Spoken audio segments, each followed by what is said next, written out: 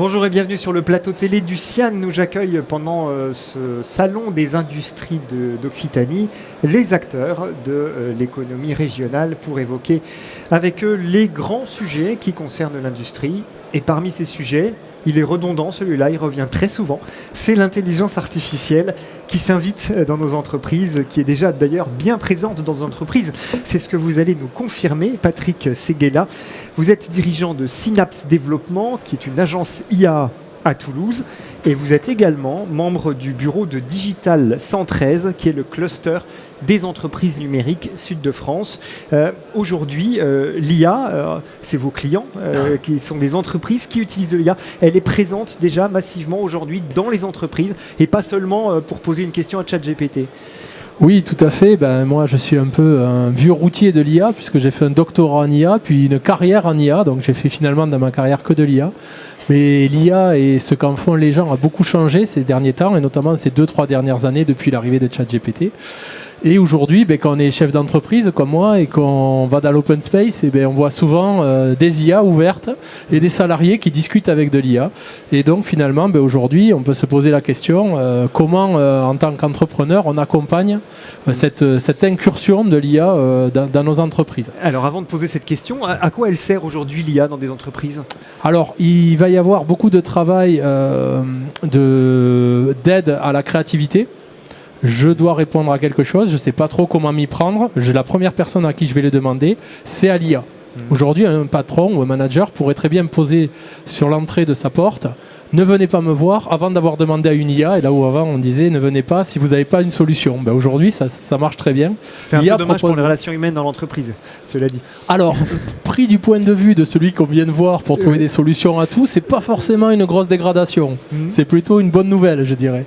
Mais ça dépend de là où on se place et puis peut-être que ça autonomise les gens.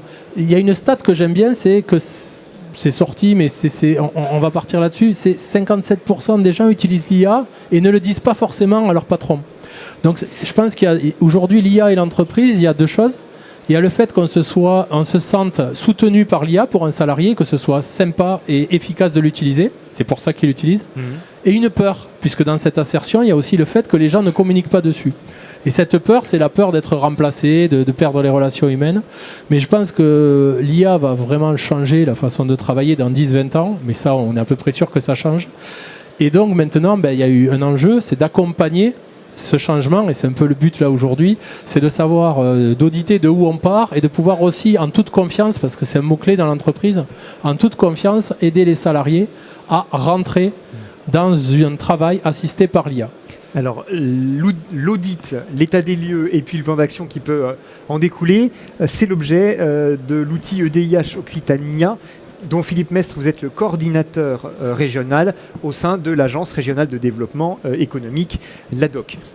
Concrètement, cet outil qui a été lancé à l'automne 2023, de quoi s'agit-il ? Alors, bonjour à tout le monde. Il s'agit d'un dispositif qui vise à accompagner la digitalisation des PME, TPE, établissements de taille intermédiaire, et qui, via des procédures de digitalisation, va permettre de répondre aux besoins des entreprises en matière d'utilisation d'IA, de cybersécurité, d'éthique de la donnée, de formation, d'écosystème. Voilà, c'est tout un dispositif qui englobe 14 partenaires, qui est doté d'un budget de 4,4 millions d'euros, cofinancé par l'Europe et par la région, et qui a, via un outil de diagnostic de maturité digitale, via des parcours d'accompagnement, on va répondre aux besoins de l'entreprise dans l'utilisation de l'IA, dans l'utilisation de la cybersécurité, comment je dois me protéger, pourquoi l'IA, à quoi ça va me servir. Voilà, tout le dispositif est là. Et nous sommes juste au bout là. Présent au CIAN, pour ceux les 3 jours, jusqu'à demain soir, profitez-en. Et chaque entreprise peut venir faire en 10 minutes son diagnostic de maturité digitale. Alors on va y revenir dans un instant. EDIH, juste une précision là-dessus, c'est un outil européen, il faut quand même le rappeler. C'est un dispositif, hub d'innovation. Il y en a plusieurs en France. Voilà, 16 en France, un par région, 200 en Europe, voilà, cofinancé par la Commission européenne. L'idée, c'est de dire, les entreprises, les TPE, PME européennes sont en retard dans la digitalisation. Moi, Europe, je mets un peu d'argent sur la table pour accompagner les régions à mettre en place ces guichets uniques, ces hubs, pour répondre aux besoins des entreprises. Alors, vous parlez de digitalisation. Pour moi, c'est pas exactement synonyme d'IA. J'ai envie de dire que c'est ce qui vient avant, a priori. C'est-à-dire, c'est comment je transforme le fonctionnement de mon entreprise grâce au numérique digital. Voilà, exactement. Avec ou sans IA. Voilà, exactement. Avec ou sans IA. Occitania, c'est plus large que l'IA. Oui. Occitania, c'est plus large que l'IA. Je vais utiliser de l'IA, mais peut-être qu'il faut que je me protège. Ouais. D'où la cybersécurité. Ouais. J'utilise beaucoup de données, donc peut-être qu'il faut que j'ai une éthique de la donnée. D'où nos services sur ces questions-là. J'ai peut-être besoin de me former ou de former mes salariés. On a des offres de formation en IA, des offres d'acculturation en IA. Voilà. On fait un diagnostic 360 et un parcours de l'entreprise, mais vraiment pour ses besoins globaux. Les entreprises qui viennent vous voir, qui intègrent donc ce dispositif, elles en sont où dans leur développement? Elles en sont au niveau premier, zéro de la digitalisation, ou elles sont déjà avancées, elles se posent des questions un peu plus élaborées? On a tout. On a la très petite entreprise qui a besoin d'être sensibilisée à l'IA, de comprendre ce que c'est que l'IA, qu'est-ce que c'est que ChatGPT, pourquoi je vais l'utiliser, à quoi ça va me servir, quelles sont les conséquences sur mon entreprise. Oui. Et nous avons des entreprises, je dirais, plus matures ou qui ont un niveau, ou qui utilisent déjà des outils comme ça et qui ont besoin d'aller plus loin, elles, pour rester et pour gagner en compétitivité. Voilà. Donc on a vraiment les deux cas de figure. Johan Quignard, vous êtes chargé de mission innovation et transformation et référent numérique responsable à l'ADOC, donc l'Agence régionale de développement économique. Concrètement, une entreprise qui entre dans le dispositif, de quels outils, de quels services elle va bénéficier?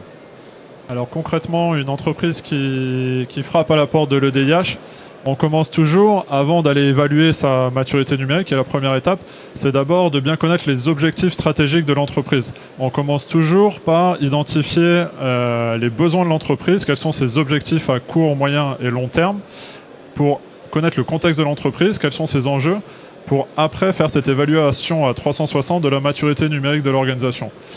Suite à ça, ça nous permet de définir une feuille de route qui est cohérente avec les objectifs stratégiques de l'entreprise et de pouvoir mobiliser soit les compétences du consortium, donc on l'a évoqué, on a un consortium de 14 acteurs avec des expertises complémentaires. C'était le souhait aussi de pouvoir mapper les différentes compétences dans l'accompagnement d'une entreprise dans sa transformation. Donc Philippe l'a évoqué aussi bien sur la partie stratégique que sur la partie plutôt technique, sur la partie des données, sur la partie cybersécurité. Donc ça, c'est on va dire le dispositif d'accompagnement, cadrage des besoins, objectifs stratégiques, évaluation de la maturité, définition de la feuille de route avec l'entreprise et après mobilisation des compétences du consortium. Mais le consortium n'est pas exclusif parce que voilà, on est en région Occitanie, on a un écosystème très riche dans la filière numérique et c'est la capacité aussi d'aller chercher des expertises complémentaires qui ne seraient pas dans le consortium. Donc là, on s'appuie justement sur Digital 113 au sein du consortium pour aller mobiliser d'autres expertises de la filière et on a un écosystème très riche numérique en Occitanie. Je reviens sur le premier point, la première étape finalement, c'est l'état des lieux, le diagnostic, l'audit. Comment on évalue la maturité digitale d'une entreprise? Quel type de questions on se pose? C'est quoi une entreprise mûre? Ça, c'est bonne question. Donc, on se base sur des référentiels européens. Tout est le sujet de la mesure et quel référentiel on utilise. Quels sont les indicateurs que l'on mesure? Donc, on a 6 axes d'analyse. Le premier, forcément, c'est la stratégie d'entreprise et comment le numérique est intégré au sein de la stratégie. Le deuxième, c'est le niveau de maturité et de digitalisation des processus. Donc, tous les processus, le niveau de digitalisation. Le sujet est lié autour de la donnée. Comment est structurée les données internes de l'entreprise. On a un axe qui est intéressant, c'est la partie Green IT. On évalue aussi comment le numérique est au service de la réduction des impacts de l'organisation. Et on a forcément une partie data IA et cybersécurité. Donc ce sont les axes d'analyse. C'est sous forme d'audit assez classique avec l'entreprise. On a un référentiel et on audite l'entreprise pendant 2 heures. Vous nous avez donné le nombre d'entreprises qui étaient déjà entrées dans ce dispositif. Pardon ? Combien d'entreprises entrées dans le dispositif depuis le début, donc depuis Alors, nous avons 110 demandes d'accompagnement. Oui. Nous avons fait 73 diagnostics de maturité, donc ce que vient d'expliquer Johan, et nous avons 34 parcours de transfo digital qui ont été mis en place auprès de 34 entreprises. Donc ça, parmi les 73, 34 qui en sont à l'étape suivante. Voilà. Sur ces 73, conclusion générale, elles en sont où dans leur maturité digitale? On peut sortir 2 grands profils d'entreprises sur la maturité. Oui. Les entreprises où on peut dire la maturité est plus basse, où là les enjeux, quand on dit maturité un petit peu plus basse, l'enjeu c'est déjà de repositionner le numérique au service de la stratégie des enjeux de formation et montée en compétences, aussi bien côté dirigeant, parce qu'il y a un enjeu aussi de comprendre les apports et les leviers du numérique, un enjeu de formation et de sensibilisation aussi au niveau des profils métiers. Et après, il y a un enjeu aussi, ce qu'on voit sur les entreprises les moins matures, c'est déjà d'identifier leurs actifs. Quand on parle d'actifs, on parle beaucoup de la donnée, mais les entreprises ont beaucoup d'actifs, elles n'en ont pas forcément conscience. Donc c'est aussi un enjeu d'aller un peu plus explorer les actifs de l'entreprise. Et après, on peut avoir un deuxième niveau de maturité numérique, on peut un peu plus avancer. Oui. Et là, ces entreprises, elles ont déjà mis le numérique au service de la stratégie. Ils ont des ressources internes, ils ont des équipes de développeurs, ils ont des responsables, ils ont des DSI. Oui. Et là, le numérique est plutôt utilisé comme un levier de performance, et ça peut être sur deux axes, ou sur les processus internes, ou dans la création de valeur, dans l'offre de service de l'entreprise. Donc là, ils utilisent déjà le numérique au service de faire évoluer leur offre de service, et directement dans la proposition de valeur de l'entreprise. C'est vraiment deux niveaux de maturité. Et juste pour compléter, ce qu'on se rend compte aussi, c'est que il y a beaucoup de demandes d'utilisation de l'IA pour supprimer les tâches répétitives pour les employés, des choses comme ça. Et ça, c'est quelque chose qui revient souvent. Ça me permet d'éviter les tâches répétitives. Et donc ça, en termes de ressources humaines ou de meilleur être du salarié, c'est quand même très très important. Patrick Séguéla, ce qui est intéressant dans votre cas, c'est que vous êtes à la fois un prestataire du domaine de l'IA et que vous accompagnez des entreprises dont certaines, je crois, sont passées par cette phase de l'audit, utilisent finalement la prestation d'Occitania. Alors, votre témoignage est intéressant. Comment ça se passe pour une entreprise qui joue le jeu ? Effectivement, on a la présentation des tenants et des aboutissants. Maintenant, une entreprise qui va rentrer dans le DIH, elle va se demander comment opérationnaliser les choses et comment les lancer. J'ai envie de dire que si elle avait eu tous les moyens et tous les personnels formés et tout pour le faire, elle n'aurait pas appelé le DIH. Donc forcément, le DIH dans son diagnostic met aussi le doigt sur des trous dans la raquette côté client, et donc va se tourner vers des clusters, donc notamment Digital 113 quand l'entreprise est sur le numérique, la digitalisation et l'IA. Et Digital 113 va orchestrer un appel à manifestation d'intérêt pour que des entreprises du cluster puissent accompagner l'entreprise cible de l'UDIH et lui proposer un accompagnement.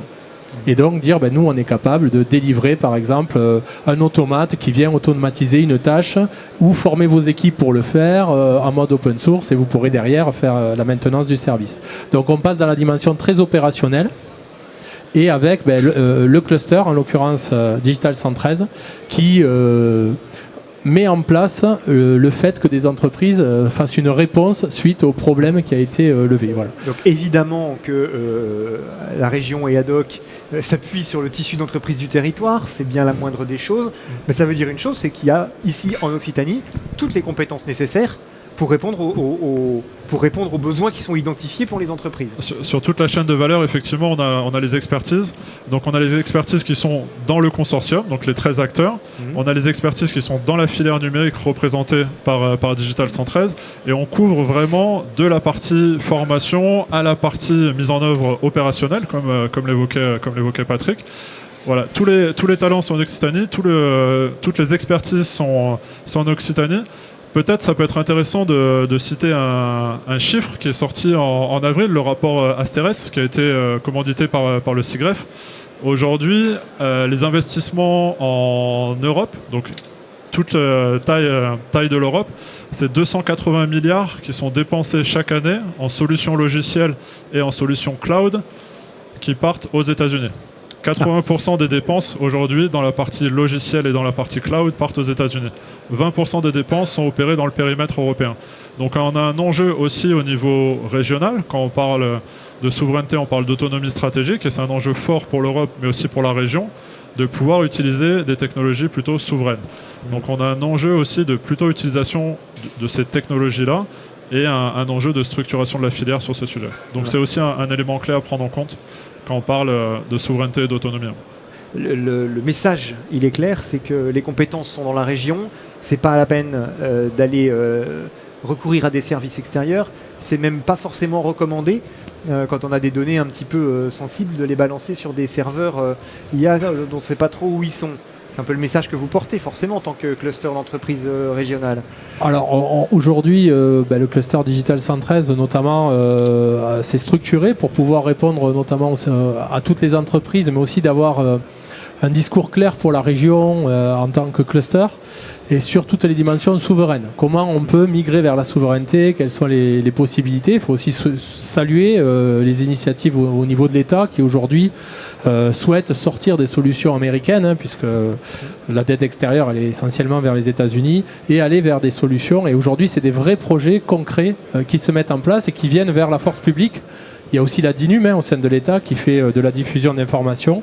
Et je pense que l'État a aussi une bonne réflexion par rapport au fait qu'il vaut mieux faire vivre un bon réseau d'éditeurs qui soient capables d'accompagner ce changement dans le temps, plutôt que s'inventer un département éditeur de logiciels au sein d'un service de l'État. Ça a été l'objet de discussions avec Nouméon, mais ce n'est pas forcément là, le sujet. Nous en tant qu'entreprise aussi du territoire, on ne s'interdit pas de travailler avec d'autres solutions qui sont nationales. Ce qu'on vient chercher là, c'est surtout la capacité à mener des solutions chez le client. Oui. Et le client étant quand même assez loin en général de la solution, la dimension d'accompagnement par des experts va lui permettre de lever les frictions. Donc le cluster Digital 113, la dernière fois, par exemple le dernier AMI, il y a eu 6 réponses pour le client. Le cluster en a filtré 3 qui ont eu des soutenances avec le client. Et le client, dans ces 3 solutions, a pu choisir l'une des 3 pour son accompagnement avec des prix, des accompagnements, des livrables qui étaient forcément différents. Et donc lui, il va construire une relation de confiance, vieille comme le business, par rapport à ces enjeux. Et un planning aussi qui correspond à ces enjeux, puisque celui-là, par exemple, celui auquel je pense, il y a un départ à la retraite et une digitalisation de l'entreprise qui sont des vrais enjeux pour la transmission et la valeur de l'entreprise. Donc là, en l'occurrence, le sujet, c'était comment on capitalise finalement sur des savoir-faire, des compétences qui vont quitter l'entreprise pour les transmettre.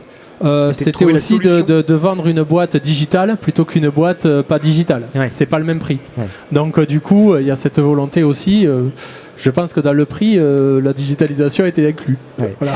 Joanne Quignard, quelles actions sont les plus fréquemment préconisées ou recommandées suite aux audits d'Occitania ? Les préconisations, déjà, c'est au niveau de définition de la feuille de route. Toutes les entreprises évaluent un petit peu l'apport du numérique dans leur stratégie, mais il n'y a pas forcément de feuille de route formalisée. Le sujet stratégique est d'intégrer justement le numérique et de pouvoir évaluer avec des objectifs associés. Ça, c'est déjà une première étape. Donc, c'est prise de recul, définition, formalisation de la stratégie. Donc ça, c'est un prérequis pour pouvoir évaluer après les actions à mettre en œuvre. Ce qu'on revient souvent, c'est le sujet formation. On parle beaucoup d'IA, mais je préfère parler de système d'IA, parce qu'il y a pléthore d'IA. C'est déjà de savoir ce qui peut être réalisé, sortir des discours marketing et de voir justement ce que peut réellement apporter des systèmes d'IA à l'entreprise, donc le sujet formation. Un enjeu sur la partie données, je l'avais évoqué, sur la partie architecture de données. Il y a des trésors dans les entreprises, mais il y a un enjeu aussi d'aller un petit peu mieux exploiter ces actifs. Et structurer. Et la couche cybersécurité. Comment on digitalise une entreprise dans un environnement sécurisé. C'est un peu les 3 priorités qui sont opérées aujourd'hui dans le DIH. Philippe Mestre, pourquoi une entreprise a tout intérêt à se solliciter Occitania? Quels sont les atouts de ce dispositif régional qui est assez unique en son genre, unique, dans son emploi. Voilà, unique, pas assez unique. Je pense que la valeur ajoutée de Occitania, donc du DIH, c'est l'agrégation de 14 compétences. Ouais. Pour le chef d'entreprise, un seul et unique interlocuteur qui va vous proposer une feuille de route, comme l'a dit Joanne, sur la formation, sur l'utilisation de l'IA, sur la cybersécurité et tout, mais le chef d'entreprise ne doit pas avoir 4 dispositifs en face de lui, 3-4 interlocuteurs. Non, c'est j'ai un référent chez Occitania avec lequel je vais travailler et qui va m'aider à mettre en place ma feuille de route par rapport à mes besoins. Donc l'entreprise n'a pas à rentrer dans un dispositif, c'est nous, l'agrégation de ces 14 compétences, qui proposons à l'entreprise des solutions qui répondent à 100%, à 90%, je ne sais pas, mais qui répondent à ses besoins. Donc on renverse un petit peu la table, c'est pas l'entreprise qui doit rentrer dans une case, c'est nous qui essayons de répondre à ses besoins. Et donc ça, c'est une valeur ajoutée que l'on ressent auprès des chefs d'entreprise qui nous disent « Ah bon, mais avec tout ça, j'ai qu'un seul interlocuteur ?» Oui. Alors ça m'intéresse, parce que j'ai pas beaucoup de temps, moi, en tant que chef d'entreprise. Donc ça m'intéresse. Et ça, c'est une valeur ajoutée énorme. Et le coût ? Le coût, toute une partie est gratuite. Jusqu'à la feuille de route, c'est gratuit. Après, certains services peuvent être payants. Donc ça, c'est les partenaires qui, en fonction des besoins et de ce que veut faire l'entreprise, proposent des devis, mais qui sont 50% de ce que vous trouvez sur le marché moins cher, puisque nous sommes subventionnés par l'Europe. Voilà. Donc c'est un argument qu'il faut quand même avancer. Clairement. Exactement. Patrick Ségala. Oui, moi je veux dire mon enthousiasme par rapport au dispositif DIH, parce que c'est gratuit. Bon, évidemment, le gratuit n'existe pas, donc c'est payé par l'Europe. Mais par contre, c'est agnostique. C'est-à-dire que les gens qui font le diagnostic n'ont rien à vendre concrètement. Et ça, c'est très important. Oui. Et ça permet de venir par rapport aux entreprises du cluster Digital 113, mais aussi de Robotic Place, de tous ces clusters, sur une case qui est très difficile pour les entreprises, c'est-à-dire d'accompagner gratuitement un client qui ne sait pas trop où il va. Et ça, c'est très dur dans les entreprises de le facturer, parce que le client ne sait pas où il va, c'est pas prioritaire. Donc en fait, on passe beaucoup de freins grâce à l'EDIH pour amener des entreprises à se transformer. Le choix du premier consultant, là il est évident, il est agnostique, il va faire un rapport en dehors de tout aspect commercial. Et la deuxième partie qui est, on a établi le cahier des charges, maintenant on a des réponses et on sait combien ça coûte. Et donc avec la priorisation, en fonction de ce qu'il veut faire, on a vu tout à l'heure des gens un peu pressés, mais il peut y avoir des gens qui mettent un planning sur 2-3 ans et qui vont se transformer comme ça avec quelque chose qu'ils ont construit en toute sérénité et avec les bons acteurs au bon moment.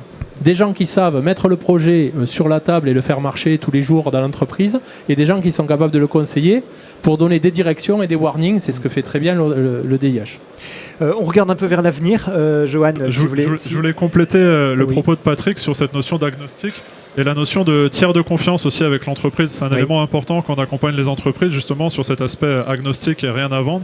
Cette notion de confiance avec le dirigeant, parce que ça a des impacts, de savoir avec qui il s'embarque, cette notion de confiance que l'on a avec les entreprises, c'est un élément qui nous est assez régulièrement remis et revalorisé, on va dire, cette notion de tiers de confiance. C'est important justement dans l'accompagnement sur la durée. Prochaine étape, on regarde un petit peu vers l'avenir. Je crois que vous allez travailler avec l'ANACT sur un sujet qui est vraiment intéressant a priori, c'est la manière dont l'IA impacte les conditions de travail et finalement les ressources humaines dans l'entreprise. Effectivement, ça c'est les perspectives à très court terme. Donc on a défini un consortium il y a déjà maintenant 2-3 ans.